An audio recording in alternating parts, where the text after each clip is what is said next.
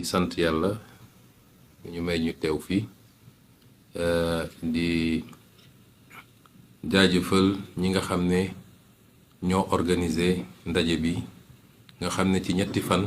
daanaka ajjuma ba léegi ñu ngi lëlu fii di waxtaan ñoom ci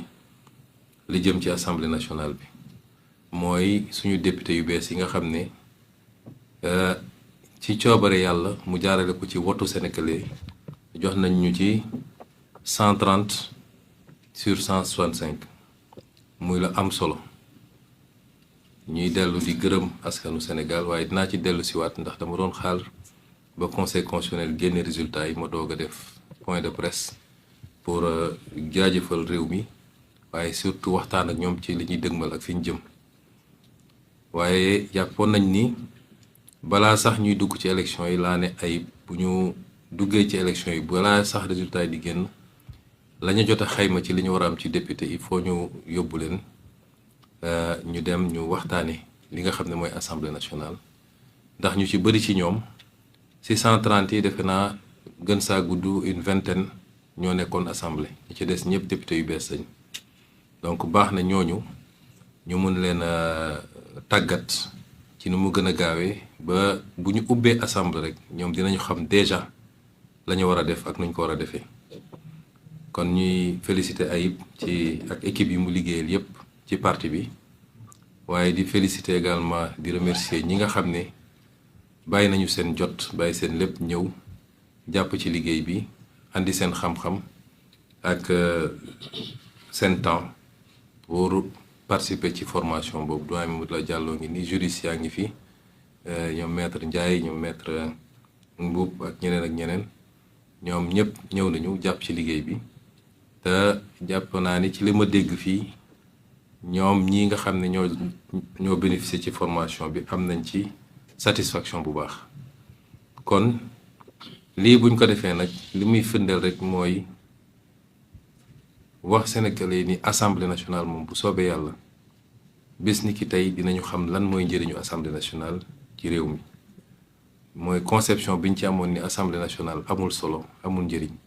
dañ fee bu ay nit di leen fay xaalis di leen jox carburant te kenn xamul lan mooy seen utilité ci réew mi loolu moom bis ni ki tey jeex na te parti bi dina fexe ba muy assemblée nationale muy beneen institution li nga xam ne moo taxoon ñun ñu sonn ak di xeex li taxoon ba Sénégal yu bari soobu ci xeex bi ba ñenn ñi seen bakkan rot na ci ñenn ñi seen liggéey yàqu na ci ñenn ñi dugg nañ ci kaso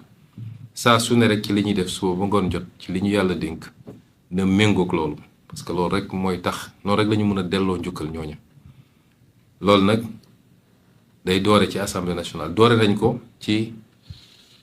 pouvoir exécutif bi ñu koy rek léegi teg ko ci jubal ak jubbanti ci njiital président Bassirou Diomaye Faye waaye ñëpp xam nañ ni kuy gouverner soo yoree pouvoir exécutif tam soxla nga assemblée nationale sinon dina xaw a jafe kon loolu dañ koy wéyale ci assemblée nationale bi mooy député bu ne saa su ne na càmbar boppam digganteem ak boromam càmbar boppam digganteem ak projet bi càmbar boppam digganteem ak sénégalais yi ba xool ndax lañ ko bëgg a def loo méngoo na ak liy yoon wala déet doo ko def parce que neex na Ousmane Sonko loolu du cëru député dinañu am nag dynamique de groupe waaye file groupe bi mi ngi méngoog projet bi wasalaam bu ko nekkul député bu ne war na mën a ni lii gisewu ma ko noonu parce que gëwma ni luy defar la dafay yàq mais surtout ñu dundal assemblée bi assemblée boo xam ne lay jóge ci loi jóge ci exécutif ñëw moo ëpp téeméeri junni yoon li nga xam ne mooy jóge ci député yi loolu firnde la yenn saa yi ni assemblée bi liggéeyut te assemblée bi it dafa war a dimbale nguur gi bu dee ñoo bokk parti politique assemblée dafa war a dimbale nguur gi mooy lépp loo xam ne cër bu ñu jox assemblée la mun a def ay questions écrites ay questions d'actualité pour leeral ay yenn mbir yi pour soññaat yenn kilifa yi muy ministre muy directeur général muy premier ministre loolu assemblée da ko war a def doon rôle boo xam ne rôle bu permanent la tekkiwul da nga bëgg a yoole ki nga bokkal parti waaye loolu moo tax ñu yóbbu la assemblée nationale te bu ko député yi defee dina tee dina wàññi njaqare bi citoyen bi mun a am parce que su citoyen bi amul information rek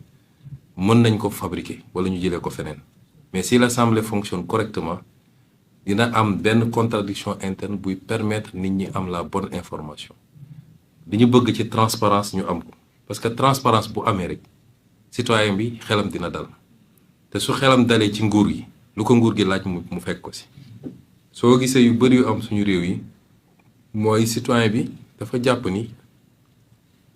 nit ñi dañ leen di nax ba falu bu ñu faloo ba pare tëj lépp mu def ki benn boîte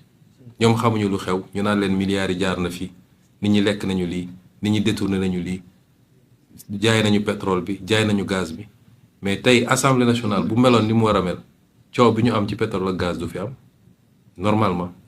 te loolu yëpp ci seen rôle la kon bu ñu jàpp ni assemblée bi bokk na même coloration politique ak exécutif rek day ñëw nekk assemblée boo xam ne tàccu la fi nekkee ak nelaw ak yeewu sénégalais yi wóolu nañ leen pour yóbbu leen assemblée nekkal leen fi sénégalais yi balaa ngeen fi nekkal ma Samba ak ma Demba bu dee nag ñun ñëpp fexe nañu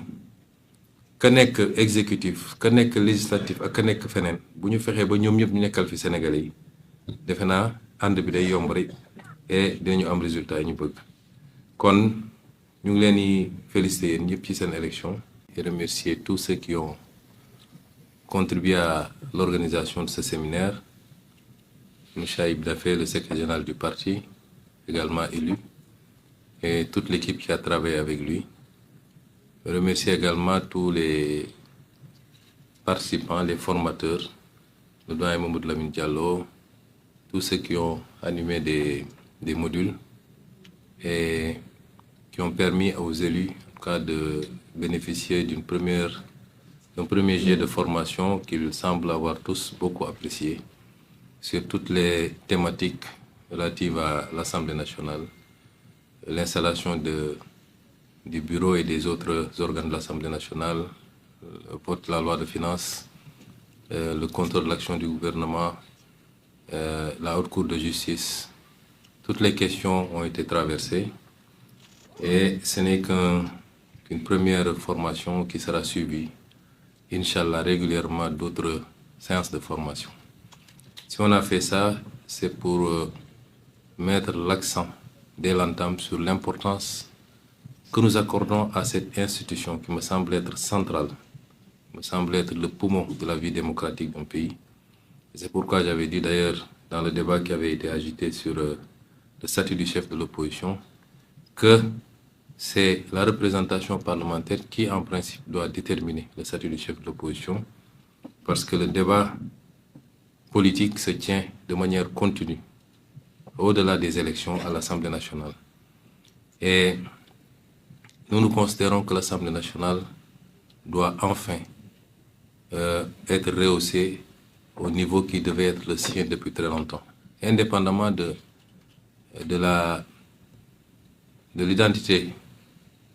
de la convergence des identités politiques entre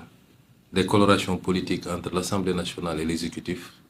Le député est avant tout un député du peuple. Et même dans cette configuration-là, le député est là pour servir un projet, le projet que nous avons tous en commun et pour lequel nous sommes beaucoup battus. Et je pense que les députés ici présents comprennent très bien cet enjeu et sauront être fidèles à ce projet, indépendamment des enjeux, pouvoir être toujours au service du projet, c'est-à-dire être au service du peuple sénégalais. Cette assemblée doit réconcilier les Sénégalais avec l'organe parlementaire, qui est conçu comme un appendice simplement, un lieu d'applaudissement comme ils appellent ça. J'exhorte chacun et chacune de ces députés à ne jamais oublier pourquoi il a été envoyé à l'Assemblée par le peuple sénégalais et être au service évidemment de la nation. Donc, je n'avais pas envisagé de faire une sortie tout de suite. J'attendais la programmation des résultats définitifs par le Conseil constitutionnel pour m'adresser aux Sénégalais, pour les remercier d'abord de la confiance qu'ils ont accordée à la liste de Pastef, mais également pour dégager un certain nombre d'orientations à partir de maintenant où les vrais leviers de la gouvernance nous ont été confiés, dégager un certain nombre d'orientations sur les semaines et les mois à venir. Mais c'était important d'organiser cet atelier et les échos que j'en ai, qui sont rapportés par l'ensemble des députés, mais également par ceux qui ont animé ces différentes sessions, nous rassurent qu'on a eu raison de le faire et que régulièrement le parti s'organisera pour pouvoir réitérer ce genre d'exercice pour que l'Assemblée nationale, comme on l'a dit, puisse se hisser à la hauteur qu'il faut, rattraper le gap qui peut-être fonde cette impression d'asymétrie par rapport à l'organe exécutif et qui l'empêche de pouvoir vraiment jouer le rôle qui est attendu, c'est-à-dire le rôle de contre-pouvoir quand il le faut, mais le rôle d'accompagnement surtout dans la formalisation, l'exécution des politiques publiques par le vote de la loi, toutes les lois, loi de finances, loi ordinaire, mais également par un certain nombre de mesures d'accompagnement. Voilà ce que je voulais dire, je ne vais pas être très long, car je souhaite à chacun et chacune des députés ici présents un bon retour chez lui et surtout beaucoup de courage parce que, vu la configuration des choses, il faut s'attendre à une accélération dès l'installation de l'Assemblée nationale pour pouvoir voter la loi de finances initiale avant le 31 décembre et accélérer avec beaucoup d'autres projets qui sont déjà préparés, conçus et qui n'attendent que l'installation de l'Assemblée pour être proposés.